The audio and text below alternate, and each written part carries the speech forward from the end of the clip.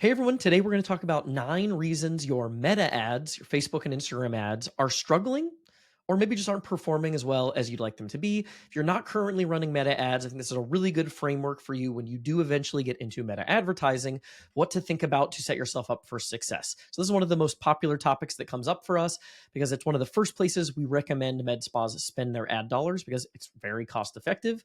But there are a lot of things that can go wrong. So, we're going to talk about 9 of those things today.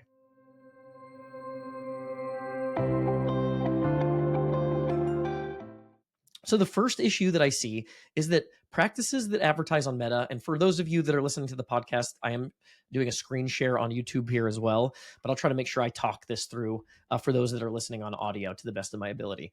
But issue number one is you're just not well positioned. So we have something we call the MedSpa selection matrix. And this is going to basically set you up so you can think of this as a score that your ideal prospects, your potential customers are doing, or an analysis that they're doing to score your med spa on a scale of 1 to 100. And I've got this weighted. So roughly, we say that 50% of this score is going to come from reputation and affection. The second part of the score is up to 30% of the calculation is convenience. Like, hey, this med spa is a mile from my house. This one's downtown 27 miles away.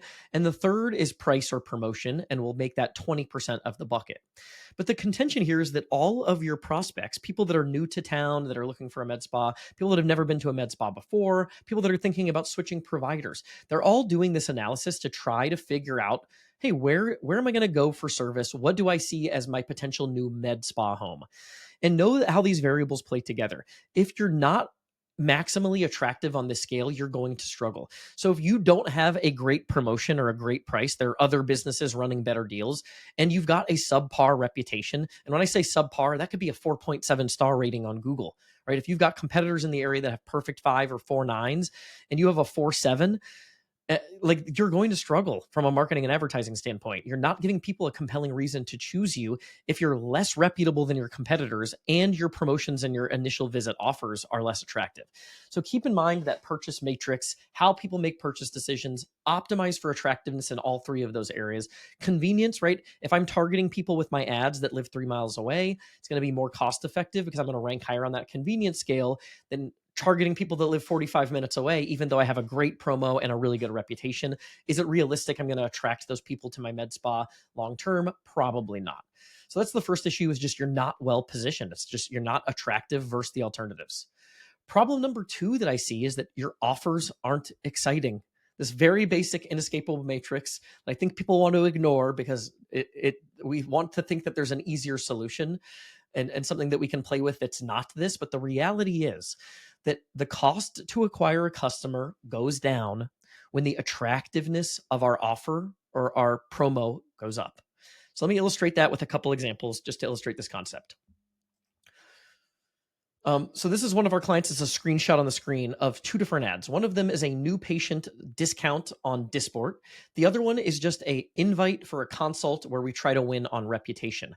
We pay 2.5 times more in lead cost and almost 3 times more in customer acquisition cost on our reputation ad versus our Disport discount new patient special offer. So again, that's not the end of the data set, but just know that if you feel like you're struggling to get butts in the seats, if you're using that strategy, for every $1,000, this client's maybe only seeing 3 to 4 clients on the reputation offer, where they're seeing more than 10, closer to 15 per $1,000 for the Disport offer.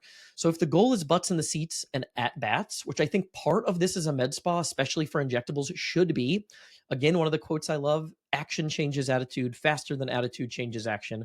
The best way to shape perception is through experience.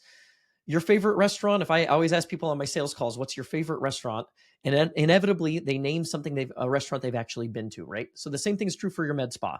If you want to be someone's preferred med spa, the best way to do that is to get them to do business with you and to have those at bats. So know that if your offers aren't exciting, you're going to struggle to generate results. So another example of this is even like within a specific offer type.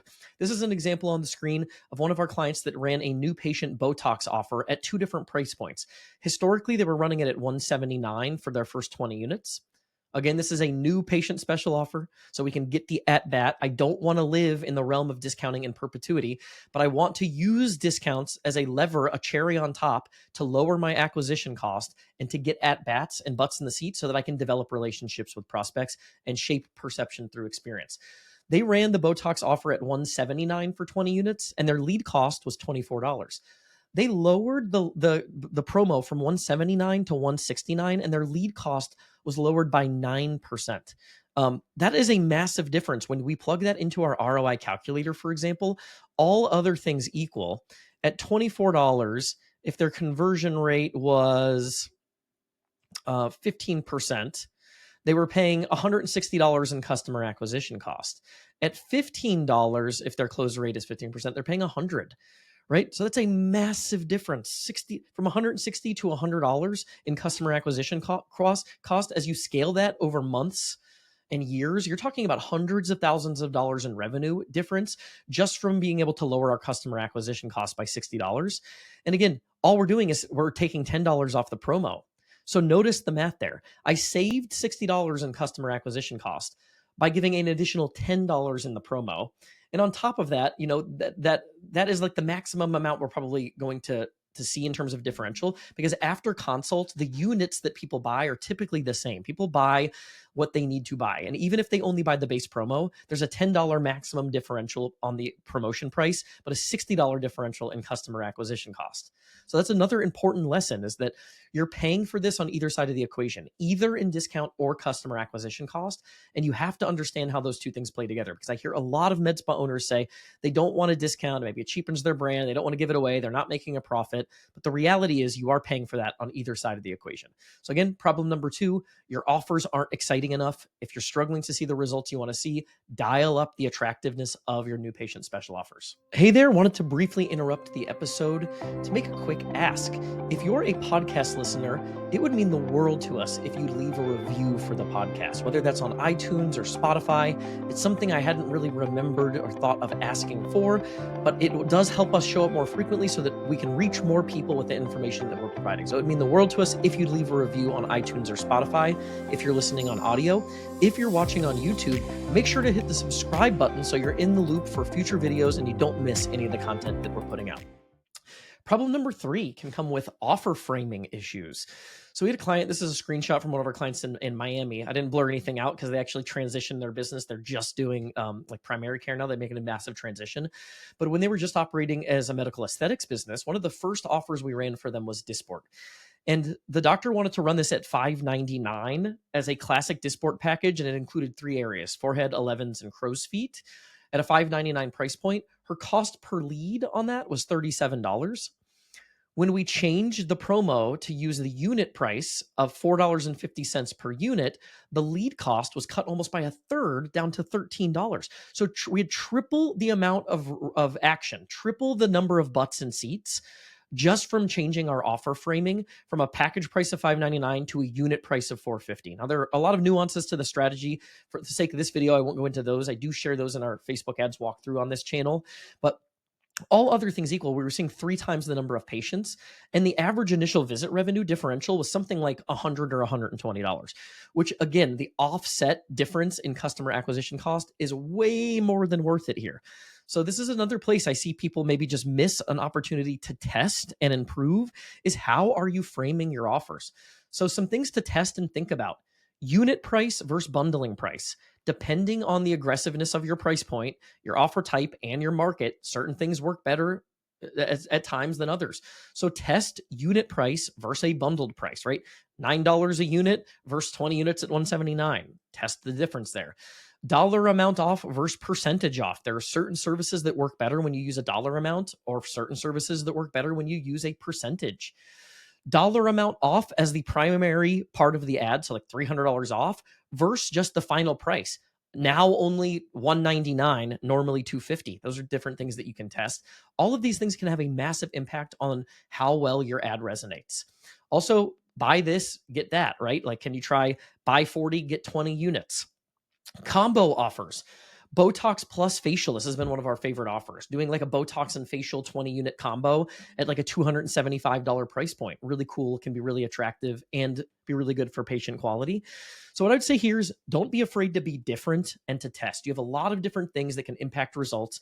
And I think we all make it a habit to just run ads, set it and forget it, not realizing that small differences piled up on top of each other, a $5 difference in cost per lead, a 3% difference in close rate, can equate to hundreds of thousands of dollars in revenue loss. So if you want to leave hundreds of thousands of dollars on the table the next 24 months by inefficiencies in your ads, by all means, don't test and don't do some of this stuff. But if you do, this can make a massive improvement. Again, the data will speak for itself. Problem number 4 is creative. So you can have the same offer, the same promo. There can just be something about the visual, the color scheme, the photo, the provider photo, the stock photo, like whatever it is in your copy, your headlines, that can make a massive difference, even though the offer and the offer details are the same. So this is one where I don't have an apples to apples when I was trying to pull this perfectly. They had a 25-cent difference in the unit cost on the ad that I'm showing on the screen. But really the major creative variable here when we tested it, and this is over and over again what we see, is creative alone can be a massive variable for better success. So in this example, we went from $32 per lead on a Disport promo to $16 per lead. Cut it in half, literally cut it in half. And again, we have multiple tests where I think we have this even at the $4 a unit. So that plays into this a little bit, but I would say the major difference here is creative. And I have multiple examples, bunch of examples, dozens of examples I could pull to illustrate just simple changes in creative, whether it's the positioning of the headline, the text used, the font styles, the sizing, the images, the stock photos, the color schemes. All of those things can make a really, really big difference. So don't be afraid to test creative, even for the same offer, the same promo. An example of also like a copy. So when we talk about creative, copy is a part of this too, right? So I see people sometimes that they're just including information on the special or the promo. And if we're really trying to, especially for injectables, get people to choose us and think of this as their future med spa home, it's not just the offer that's going to create that feeling that we could actually be their med spa home. It's more. So I think it's a mistake if your copy just says, claim $100 off your filler appointment by filling out this quick form, right? We have the opportunity to do so much more. So you can keep the same headline if that's what you want to be kind of the main bullet, right? Claim $100 off your first filler appointment by filling out this quick form. And then you can elaborate and try to build on those elements of know, like, and trust in your copy and in your creative. So in this example, we're telling a story. Hi, I'm blank. If you're looking for a med spa home, I'd love to meet you. My clients count on me for 3 things: exceptional results, honest advice, and a relationship they can trust. I take education and expertise seriously, and I believe your med spa experience should feel welcoming, personal, and empowering, never salesy or surface level. If you're looking for authentic recommendations, fair pricing, and a provider who genuinely cares about helping you look and feel your best, I'm here for you. We're rated 5 stars on Google. Here's a little bit more about me. I look forward to meeting you. Like, those are the types of things that you can incorporate and elaborate within your ad copy to help tell a more compelling story as to why prospects should actually choose to do business with you and not just choose the offer itself. So that's kind of copy and creative. Problem number 6, follow-up and conversion. So these leads from Meta did not wake up today actively searching for your service. Still, it's one of the most effective advertising strategies because the leads are so cheap. You cast such a wide net that even with a low conversion rate in terms of percentage of leads that book, it's still generally the most cost-effective strategy we have for our clients. But you have to be diligent with your follow-up. So one of the things I recommend is automate until interested. I think that it can be an enormous time suck on your practice if you're calling and texting and emailing all of these leads, knowing that 80% of them weren't really serious about booking an appointment in the first place. So if you can automate your follow-up process until interested, then your staff, your team is only having conversations with prospects who have raised their hand or inquired about booking. So I recommend those automations and those touch points be very text heavy. And if you can incorporate phone calls, that's an icing on the cake, but I know that can be logistically challenged, but really text heavy with your follow-up is going to be important. This episode is brought to you by Med Spa Magic Marketing, my agency. We help med spas and aesthetics practices grow with more effective marketing strategies. And I know that's a vague phrase, right? It's a vague claim. So I have an offer for you. I offer this to any new prospects. If you're interested in exploring another marketing option, a new agency, or just getting into Facebook, Instagram, Google Ads for the first time, I'd love to show you why we're different, what we're doing for clients. And we can do that via a 1.5 hour planning session where I'll outline a specific marketing plan and I'll give you all of the blueprints that we would implement if we were to do business together. Now you can take that, use that on your own, hire someone else to help you execute it, or work with us. We really don't hold anything back on that strategy call. And I think you'll have a lot of confidence in how you manage your marketing investment moving forward, understanding some of the nuances that can help you implement more effective marketing strategies for your business. So if you want to do that, you can go to medspamagicmarketing.com. Problem number 7, advertising the wrong services. Sometimes we're just trying to fit a square peg into a round hole. And when it comes to Meta, I see people all the time. They want to sell more Morpheus 8. They want to sell laser hair. They want to do facials. And these things can be challenging to advertise effectively, cost effectively on a platform like Meta. With things like laser hair removal and tattoo removal, you don't have a good targeting mechanism, and the response rate, the people that are actually interested in that service that are seeing your ad at this point in time, is very small. So you pay too much for leads. The leads don't generally convert at a high rate, and the math can be challenging for those types of services. Micro needling, for example, and some of these services that like just don't have like massive broad appeal, those can be challenging as well, because it's generally a better strategy to build your injectable clients and sell them Morpheus 8 than to advertise Morpheus 8 directly. It can be not cost effective. The response rate is low. You have to discount heavily on that service for it to even be attractive. And if people don't have familiarity, the response rate is not high enough to make those things work. With things like facials, what you typically see is you can book your calendar, but those people don't upsell, cross-sell, or retain at a very high rate. There's not a perceived differential in outcome like you have with injectors. Your injectors work just like a hair salon. If I trust the person that does my hair, you're really hesitant to go to the person in the next chair in the same salon to do your hair. Same thing is true with injectors. With a hydrofacial, people are more likely to hop around for a deal every single time. So if you're running promos on those services, and you look at the actual revenue generated and lifetime value and retention, the math might not work. So advertising the wrong services can be a challenge. Body sculpting can work. Some weight loss programs, facials, if you're going to be very aggressive with your discount, can work. Some other services that are high ticket that have low cost of goods. And then the things that are really the rock star performers are your injectables, Botox, filler, Dysport. We're seeing more success with Sculptra, custom facial plus Botox.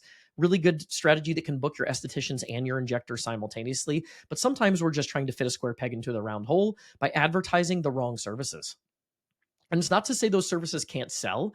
It's just that the best way to sell them is maybe not through your Meta ads. It might be to upsell and cross-sell more of your injector clients. Problem number 8, improper expectations or analysis of the data. Do you know what good results look like, first of all? And I think most people don't. So I've got a screenshot here on the screen. For those of you that are listening on the podcast, I recommend going to check this out on YouTube as well, because I've got these benchmarks published here. I'll try to include a link to the YouTube video in the podcast notes if you're listening on audio.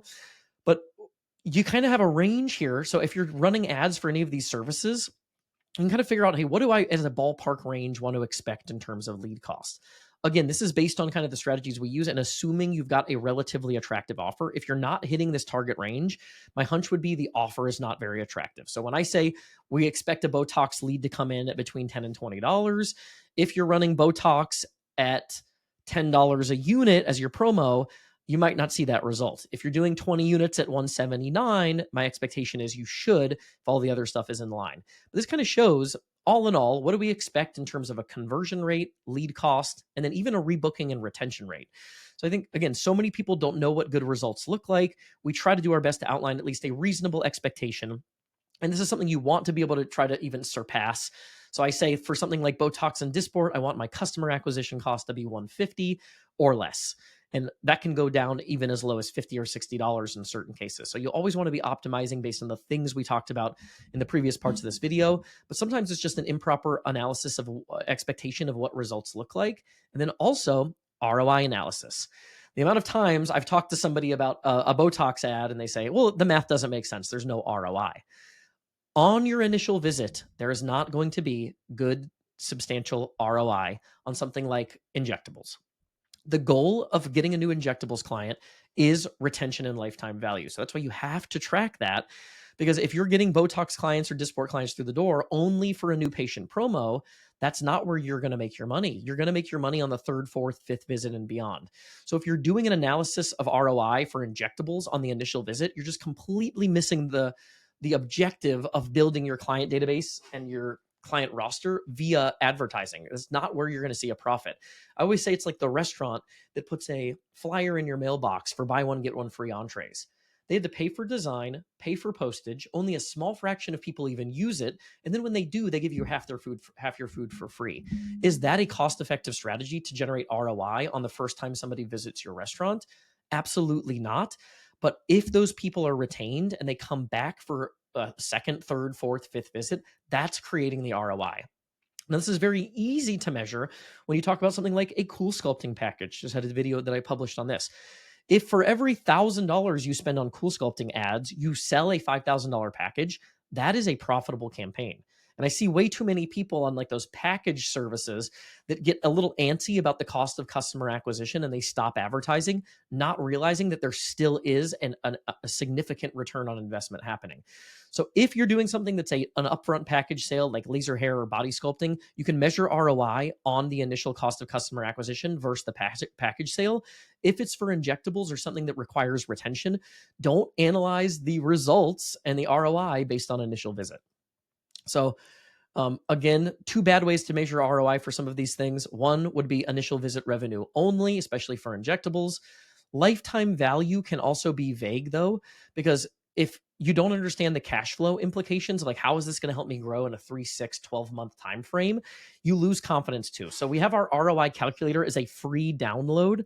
If you want the ROI calculator, please email me, Ricky@medspamagicmarketing.com. That's Ricky with a Y at medspamagicmarketing.com. I'll send you your free copy of our ROI calculator so you can project results and growth based on a certain ad spend and certain benchmarks. Okay. Problem number 9, our final problem here is lack of tracking. And if you have a lack of tracking, you're going to have a lack of confidence in results. If you don't know how many of your leads are closing, what they spend on the initial visit, and how many of them are retained, you're not going to have confidence in your marketing investment. So you need systems in place. Worst case scenario, if this isn't a manual spreadsheet, at least you have the data. Now, with our clients, we work to integrate their EMR into our version of Go High Level, which is a marketing side CRM, so that that data is accessible and trackable in live time. But if you're doing this on your own, you can even do this in a spreadsheet, but you need to track these numbers. So at the end of the month, if you pull a list of your leads, how many converted, what did they spend on the initial visit? And then from there, every 90 days, look back at how many of those people have been retained and are sticking around for additional services. And you can start to gain some confidence and some clarity in the data picture based on better tracking. And without that confidence, you're going to struggle to invest. And really, your marketing, if it's working, should be an investment. These are dollars that should be making you money. If they're not and your marketing is an expense, you want to know because you shouldn't be doing it in the first place. So I hope that was helpful. Those are 9 problems I typically see with where people struggle with meta ads, Facebook and Instagram ads. If you want help implementing any of this, you're looking for a new marketing partner, I'd love to chat. You can visit our website, medspamagicmarketing.com, and schedule a 90-minute strategy and consulting session with me. Thanks, and we'll see you on the next one.